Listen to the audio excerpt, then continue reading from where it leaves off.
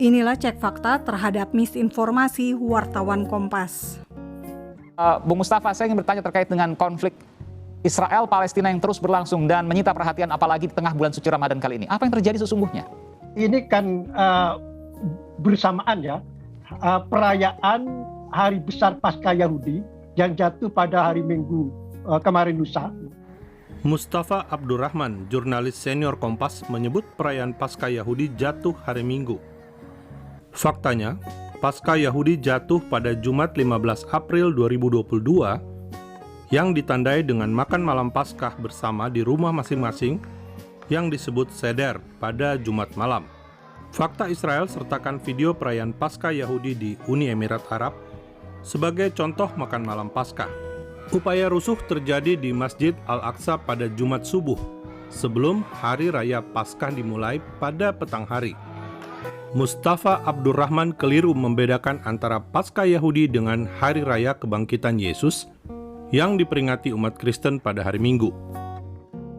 Dan ini bersamaan dengan bulan Ramadan, di mana setiap perayaan Hari Besar Paskah Yahudi, kaum ekstremis Yahudi ini punya ritual mendatangi Masjidil Aqsa secara massal.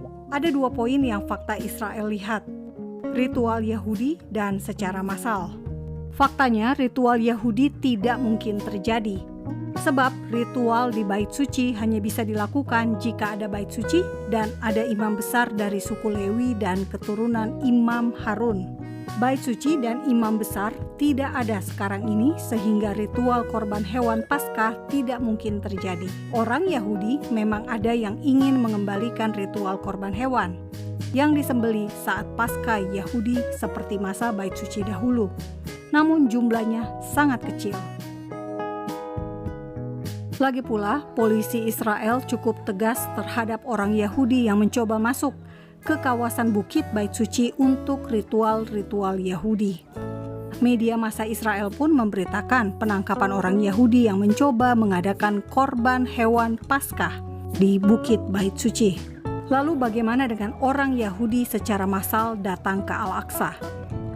Faktanya, saat Paskah Yahudi, orang Yahudi secara massal akan datang ke tembok ratapan untuk menerima birkat Kohanim atau berkat imam besar, bukan ke Masjid Al-Aqsa.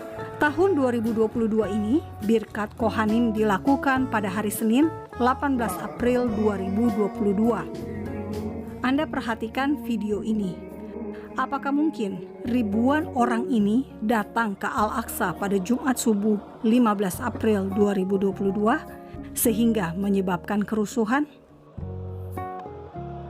Dan kita tahu ya, kaum ekstremis Saudi mendobrak Masjid Al-Aqsa yang dijaga aparat keamanan Israel, dan kemudian terjadi bentrok di kompleks Masjid Al-Aqsa tersebut yang membawa korban luka-luka cukup besar ya. Mustafa Abdurrahman menyebut kaum ekstremis Yahudi mendobrak Masjid Al-Aqsa sehingga menyebabkan kerusuhan.